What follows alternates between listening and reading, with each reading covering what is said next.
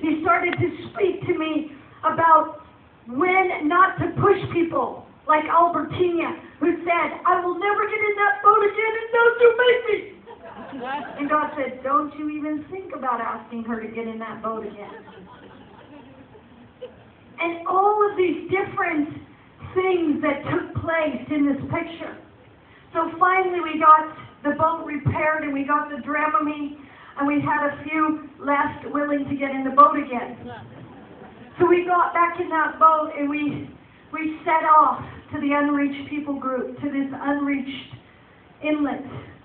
And when we finally arrived there, we took our dinghy, which was full of holes, and got out the most important thing that you need in missionary life, which is duct tape. And we put duct tape all around this boat, and we prayed,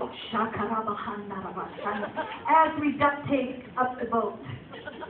We get into the boat, and we've got a solar Bible. It preaches the gospel with words, and the sun literally charges it. It's a very powerful thing. It took some missionaries who river people say aren't spirit-filled. Oh, please don't say that about people that you don't understand. 20 years they sat in mud huts learning Makua, learning Makondi, learning the languages, the local dialects of the people, so that we then, in the end, would have a solar Bible with 4 books of the Bible on it and the teachings in the local dialect to get in that boat to reach across the other side. I want you to understand that every person in this room has a destiny. Every person in this room has a calling. Every person in this room is precious to God. There's no lesser son. There's no lesser daughters.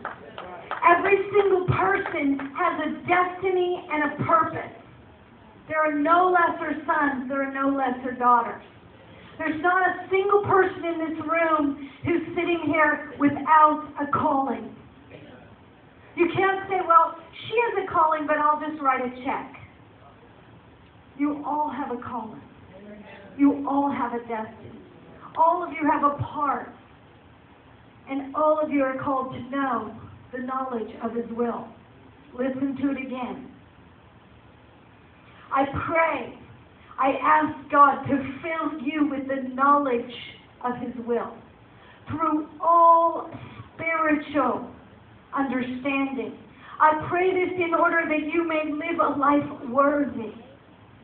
God is calling you to live a life worthy of Him, worthy of the Lord, and may please Him. We are called to please Him. And as we seek His